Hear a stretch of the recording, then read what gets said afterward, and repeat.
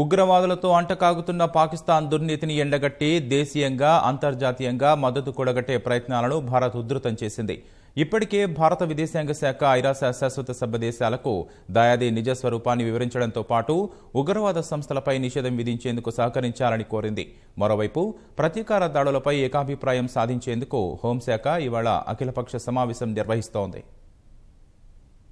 పుల్వామా ఉగ్రదాడికి సంబంధించి ప్రభుత్వం ఇవాళ అఖిలపక్ష సమావేశం నిర్వహించనుంది. కేంద్ర హోంశాఖ మంత్రి రాజ్నాథ్ సింగ్ నేతృత్వం వహించనున్న ఈ సమావేశానికి అన్ని పార్టీలను ఆహ్వానించింది. ఉగ్రదాడికి సంబంధించిన సమాచారాన్ని ప్రభుత్వం ఇప్పటిదాకా చేపట్టిన చర్యలను వివరించే అవకాశం ఉంది. ప్రతీకార దాడుల అంశంపై ఏకాభిప్రాయం సాధించేందుకు ప్రభుత్వం ముందుగానే అఖిలపక్ష సమావేశం నిర్వహించడం ఇదే మొదటిసారి. మరోవైపు పాశవిక ఉగ్రదాడి అనంతరం పాక్ను అత్యంత ప్రాధాన్య దేశం హోదాను ఉపసంహరించుకున్న భారత్ దీని ద్వారా పాక్ నుంచి దిగుమతి చేసుకునే సరుకులపై కస్టమ్స్ సుంకాలు భారీగా పెంచనుంది. రేవుల వద్ద ఆంక్షలతో పాటు కొన్ని సరుకులపై నిషేధం వంటి చర్యలు చేపట్టనుంది. పాక్ను అంతర్జాతీయంగా ఏకాకిని చేసేందుకు విదేశాంగ శాఖ దౌత్యపరమైన చర్యలు తీసుకోవాలని నిర్ణయించారు.